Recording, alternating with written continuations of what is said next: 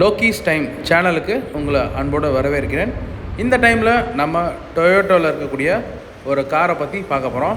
So it's car time. இந்த video உங்கள் ஃபேமிலிக்கு நீங்கள் ஒரு மிட் சைஸில் ஒரு எஸ்யூவி கார் வாங்கணும்னு நினச்சிட்டு இருந்தீங்கன்னா, அப்புறம் கிட்டத்தட்ட ஒரு 14.5 லட்சத்துலேருந்து ஒரு 26 லட்சம் வரைக்குமே உங்களால் அமௌண்ட் ஸ்பெண்ட் பண்ணி ஒரு கார் வாங்க முடியும்னா கண்டிப்பாக இந்த வீடியோ உங்களுக்கு யூஸ்ஃபுல்லாக இருக்கும். இப்போ நம்ம இந்த காரை பற்றி பார்த்துடலாம். ஸோ இந்த காரோடைய ஃபியூச்சர்ஸ் என்ன, இந்த காரில் இருக்கக்கூடிய இன்ஜின் என்ன வகையான இன்ஜின்லாம் இருக்குது, இதெல்லாம் பார்க்குறதுக்கு முன்னாடி ஜஸ்ட் நம்ம இந்த காரை பற்றி ஒரு சின்ன விஷயம் நம்ம தெரிஞ்சுக்கலாம். ஸோ இந்த கார் பார்த்திங்கன்னா உங்களுக்கு சுசுக்கியில் கிராண்ட் விட்டாரா அப்படின்ற ஒரு கார் வரும்.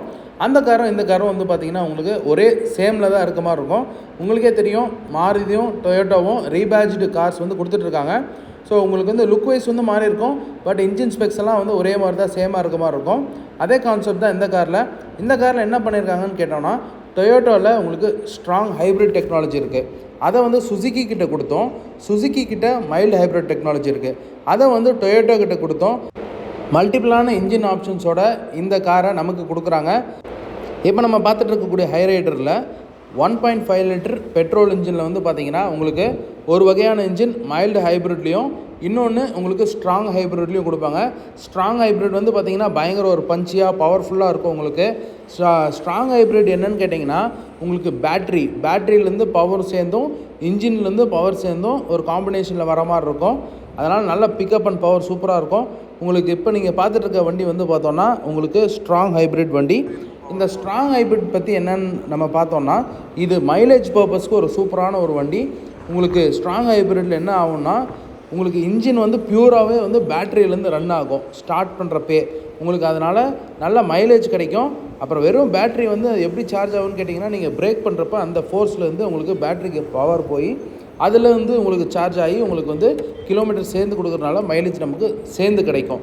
ஸோ அந்த பேட்ரி ஃபுல்லாகி ரன் ஆகிறப்ப சார்ஜ் ஆகி ரன் ஆகிறப்ப உங்களுக்கு ஒரு 25 கிலோமீட்டர் பக்கம் இந்த பேட்ரி செப்பரேட்டாக உங்களுக்கு ஒரு பேட்டரியிலே ரன் ஆகிறப்ப 25 கிலோமீட்டர்ஸ் வரைக்கும் அந்த பேட்ரி ரன் ஆகுமா.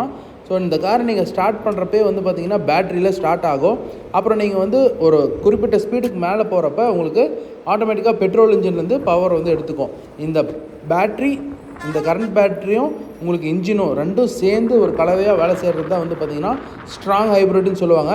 இதில் உங்களுக்கு மைல்டு ஹைப்ரிட்டில் பார்த்திங்கன்னா ஃபுல் அண்ட் ஃபுல் பார்த்திங்கன்னா உங்களுக்கு பேட்டரியில் ஓடாமல் பெட்ரோல் இன்ஜின்லையும் அப்புறம் லைட்டாக சப்போர்ட் பண்ணுற மாதிரி இருக்கும். அதுதான் மைல்டு ஹைப்ரிட்.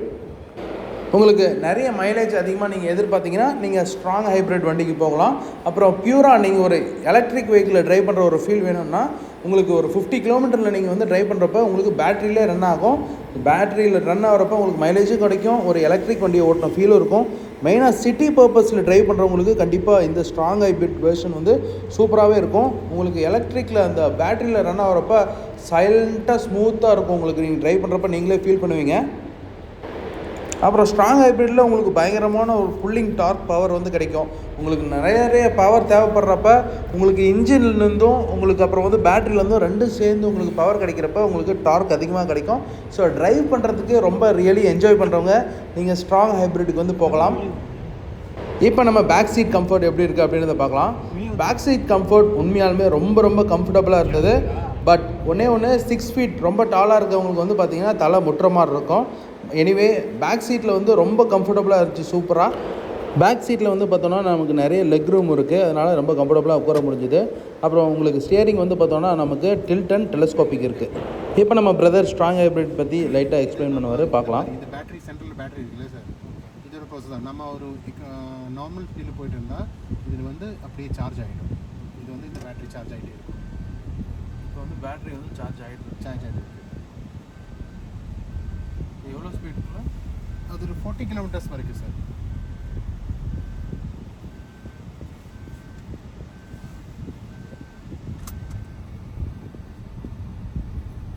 பார்த்தீங்களா, அது சார்ஜ் ஆகிட்டே இருக்கு. இந்த பேட்டரி ஃபுல் ஆகிடும். இது ஹைப்ரிட். நம்ம பெட்ரோலு அப்புறம் எலக்ட்ரிக் ரெண்டுமே வேலை செய்யும். இப்போ நம்ம ஒரு 40 கிலோமீட்டர் ஸ்பீடில் எல்லாம் போயிட்டு இருந்தால் இது எலக்ட்ரிக்கில் தான் ஓடுவோம். அதுக்கு மேலே நம்ம கொஞ்சம் ஸ்பீடாக அந்த மாதிரி போனோம்னா அது பெட்ரோல் அந்த மாதிரி. ஸோ இப்போ பிரதர் எக்ஸ்பிளைன் பண்ணதை பார்த்துருப்பீங்க. நம்ம ஒரு லோ ஸ்பீடில் ட்ரைவ் ஆகிறப்போ பார்த்திங்கன்னா வெறும் பேட்டரியை யூஸ் பண்ணி மட்டுமே அந்த பவர்லேயே வண்டி டிரைவ் ஆகுமா. ஸோ சிட்டிலலாம் வந்து பார்த்திங்கன்னா நம்ம மோஸ்ட்டாக வந்து ரொம்ப லோ ஸ்பீடில் ஓடுறப்ப நமக்கு ரொம்ப வந்து ஒரு ஃபியூல் எஃபிஷியண்ட்டாக நமக்கு நல்ல ஒரு மைலேஜ் கிடைக்கும். லோ ஸ்பீடில் ட்ரைவ் பண்ணுறப்ப உங்களுக்கு பேட்டரியிலேருந்து பவர் போகிறப்ப இன்ஜினோட நாய்ஸே வந்து சுத்தமாக கேட்கல.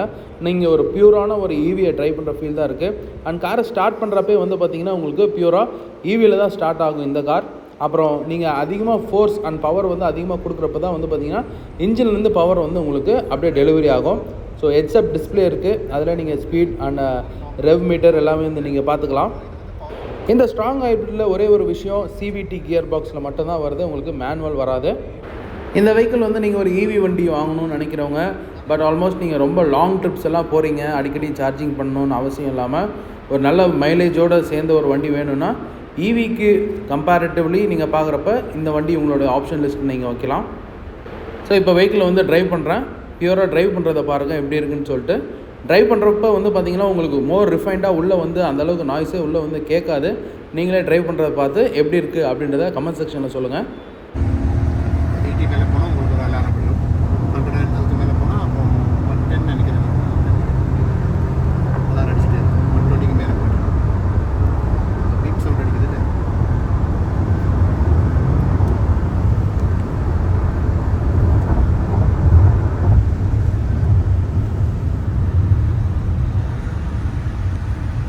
டிரைவிங் பார்த்துருப்பீங்க, இப்போ நான் ஒரு 130 ஸ்பீடில் போயிருப்பேன். ட்ரைவ் பண்ணுறப்ப எனக்கு ரியலி ரொம்ப கான்ஃபிடெண்ட்டாக இருந்தது. அப்புறம் ரொம்ப வந்து பார்த்திங்கன்னா இந்த வண்டிக்கு இன்னும் கொஞ்சம் பவர் இருந்திருந்தால் பரவாயில்லன்னு தோணுச்சு. எனிவே இந்த வண்டி வந்து பார்த்திங்கன்னா ஒரு பர்ஃபார்மன்ஸ் ஓரியன்ட் வண்டி கிடையாது, நல்ல ஒரு லக்ஸுரியான கம்ஃபர்டபுளான ஒரு ரைட் எதிர்பார்க்குறவங்க தான் இந்த வண்டியை வந்து சூஸ் பண்ண போகிறீங்க. ஸோ ரைடிங் வந்து பார்த்திங்கன்னா உங்களுக்கு நீங்கள் எதிர்பார்க்குற பவர் வந்து கண்டிப்பாக வந்து கிடைக்கும்.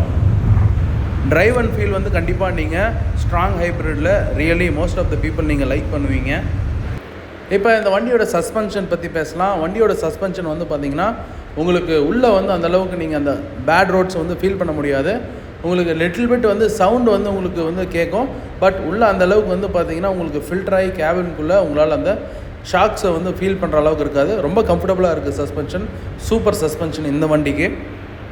ஆக்சுவலி ஒன்று எனக்கு என்ன இரிட்டேட்டிங்காக இருந்ததுன்னா வந்து பார்த்திங்கன்னா அந்த சன்ரூஃபை க்ளோஸ் பண்ணக்கூடிய, இது வந்து பனோரமிக் சன்ரூஃப், அதை க்ளோஸ் பண்ணக்கூடிய அந்த பிளைண்ட் வந்து பார்த்திங்கன்னா ஒரு பிளாக் கலர்லேயோ இல்லை ஃபுல்லி க்ளோஸ்டாக இருந்தால் நல்லா இருந்திருக்கும்.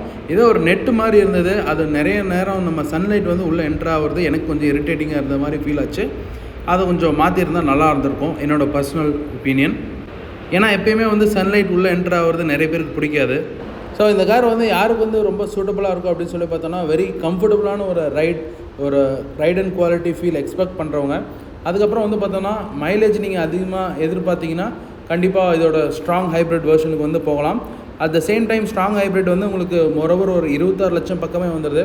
அவ்வளோ செலவு பண்ணுமா அப்படின்னு சொல்லி நினச்சிங்கன்னா இதே ரைட் கம்ஃபர்ட்டில் உங்களுக்கு சிஎன்ஜி ஆப்ஷன் இருக்குது, அதையும் நீங்கள் ட்ரை பண்ணலாம். ஸோ உங்களுக்கு ஒரு மல்டிபிளான சாய்ஸஸ் இருக்குது. மொரோவர் உங்களுக்கு 14.5 லட்சத்துலேருந்து 26 லட்சம் வரைக்கும் நிறைய வேரியன்ஸ் இருக்குது. ஷோரூம் போகிறப்ப நீங்கள் உங்களோட சேல்ஸ் பர்சன்ட்ட கேளுங்க, உங்களுக்கு ஏற்ற மாதிரி ஃபியூச்சர்ஸ் அண்ட் பேக்கேஜ் எதில் கிடைக்குதோ அந்த காரை நீங்கள் சூஸ் பண்ணுங்கள். இந்த காரோடைய யூனிக்கான ஃபீச்சர்ஸ் பார்த்துடலாம். 9 இன்ச் டச் ஸ்க்ரீன், அப்புறம் வந்து பார்த்திங்கன்னா டிரைவர் கோ பேசஞ்சருக்கு ஃப்ரண்ட் 2 பேருக்கும் வென்டிலேட்டட் சீட்டில் ஏசி எல்லாம் வரும்.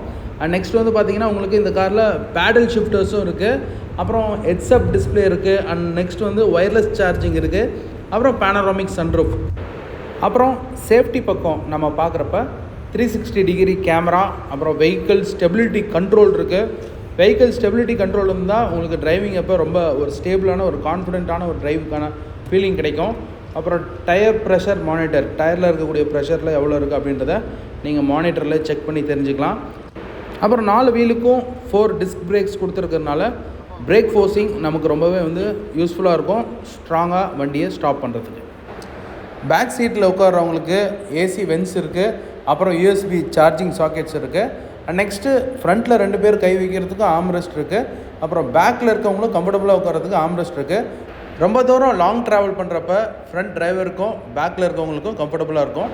இந்த காரில் இருக்கக்கூடிய இன்ஜின் ஆப்ஷன்ஸில் ஸ்ட்ராங் ஹைப்ரிட் சூப்பரான ஒரு டிரைவிங் பர்ஃபார்மன்ஸ் வேணும்னு நினைக்கிறவங்க, அப்புறம் மைலேஜுக்காக அதிகமான மைலேஜ் நீங்கள் ப்ரிஃபர் பண்ணிங்கன்னா ஸ்ட்ராங் ஹைப்ரிட் போகலாம். அப்புறம் ப்ரைஸ் வந்து உங்களுக்கு கம்மியாக வேணும்னா நீங்கள் வந்து மைல்டு ஹைப்ரிட் சூஸ் பண்ணிவிட்டு ஒரு கம்ஃபர்டபுளான டிரைவ், ஆனால் டிரைவிங் பர்ஃபார்மன்ஸ் அந்தளவுக்கு உங்களுக்கு ரொம்ப பெப்பியாக இருக்காது, அதை நீங்கள் சாக்ரிஃபைஸ் பண்ணிங்கன்னா கண்டிப்பாக நீங்கள் மைல்டு ஹைப்ரிட் வண்டிக்கு போகலாம். அண்ட் இந்த காரில் வந்து போத் வெஹிக்கிள்ஸ்லும் பார்த்தோன்னா நமக்கு NVH லெவல் வந்து உங்களுக்கு ரொம்ப சூப்பராக இருக்கும். நாய்ஸ் வந்து உள்ளே அந்தளவுக்கு கேட்காது. ரொம்ப ஸ்மூத் ஒரு கம்ஃபர்டபுளாக ட்ரைவ் இந்த வண்டியில் இருக்குது. இந்த காருக்கான காம்படிஷன் வண்டிங்க என்னென்ன அப்படின்னு பார்த்தோன்னா ஹோண்டாவில் எலிவேட் இருக்குது. அப்புறம் வந்து சுசுக்கியில் கிராண்ட் விட்டாரா, C3 ஏர்க்ராஸ், அப்புறம் வந்து புதுசாக வந்துருக்க கர்வ் கூட நீங்கள் எடுத்துக்கலாம்.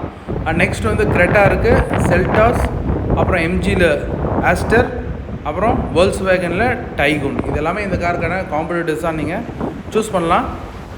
அண்ட் லாஸ்ட் இந்த காரில் வந்து பார்த்திங்கன்னா உங்களுக்கு ஃப்ரண்ட் வீல் டிரைவ் ஆப்ஷனும் இருக்குது, ஆல் வீல் டிரைவ் ஆப்ஷனும் இருக்குது. ஆல் வீல் டிரைவில் வந்து மேனுவலில் மட்டும்தான் கிடைக்கும். அண்ட் ஆட்டோ டிரான்ஸ்மிஷனில் உங்களுக்கு 5 ஸ்பீட் 6 ஸ்பீட் ரெண்டுமே ஆப்ஷனில் இருக்குது. உங்களுக்கு நிறைய மல்டிபிளான வேரியன்ஸ் உங்களுடைய பாக்கெட் உங்களுடைய பட்ஜெட்டை ஃபிட் ஆகிற மாதிரி இருக்கும். ஸோ கண்டிப்பாக நீங்கள் ஷோரூம் போகிறப்ப இதை பற்றி தெளிவாக உங்களுடைய சேல்ஸ் பர்சன்கிட்ட கேட்டு ஒரு கரெக்டான ப்ராப்பரான சூஸ் பண்ணி வேரியண்ட்டை செலக்ட் பண்ணுங்கள். இந்த கார் வந்து பார்த்தோன்னா நமக்கு டொயோட்டாவுடைய பிராண்ட் வேல்யூ இருக்குது, அப்புறம் சூப்பரான சர்வீஸ் இருக்குது. ஸோ அதெல்லாம் ஒரு பீஸ் ஆஃப் மைண்ட் உங்களுக்கு வேணும்னாலும் நீங்கள் இந்த டொயோட்டாவுடைய ஹைரைடரை நீங்கள் சூஸ் பண்ணலாம். ஸ்ட்ராங் ஹைப்ரிட் வண்டி வந்து பார்த்திங்கன்னா உங்களுக்கு 8 வருஷம் 1,60,000 கிலோமீட்டர்ஸ் வாரண்ட்டி கிடைக்கும். அப்புறம் மைல்டு ஹைப்ரிட் வந்து 3 இயர்ஸ் 1 lakh கிலோமீட்டர் வாரண்ட்டி கிடைக்கும். ஸோ ஆல்மோஸ்ட் ஒரு லக்ஸுரியான ஒரு டிரைவ் ஃபீல், அப்புறம் டிரைவிங் பர்ஃபார்மன்ஸ் அண்ட் நல்ல ஒரு சூப்பரான ஒரு மைலேஜ், அப்புறம் டொயோட்டாவுடைய பிராண்ட் வேல்யூ, அதுக்கப்புறம் நெக்ஸ்ட்டு பார்த்தீங்கன்னா உங்களுக்கு பீஸ் ஆஃப் மைண்ட், இதெல்லாம் வந்து நீங்கள் கால்குலேட் பண்ணிங்கன்னா இந்த வண்டி உங்களுக்கு சூட் ஆகுமா அப்படின்றத கண்டிப்பாக கமெண்ட் செக்ஷனில் சொல்லுங்கள். நீங்கள் வாங்குறதா இருந்தால் இந்த டொயோட்டா ஹைரைடரை எதுக்காக வாங்குவீங்க அப்படின்னு சொல்லுங்கள். ஹைரைடர் ஓனர்ஸ் யாராவது இருந்தீங்கன்னா உங்களோட கமெண்ட்ஸை கண்டிப்பாக கமெண்ட் செக்ஷனில் சொல்லுங்கள். வாங்குறவங்களுக்கு ரொம்ப யூஸ்ஃபுல்லாக இருக்கும். மீண்டும் அடுத்த ஒரு வீடியோவில் சந்திப்போம். Bye friends. நன்றி, வணக்கம்.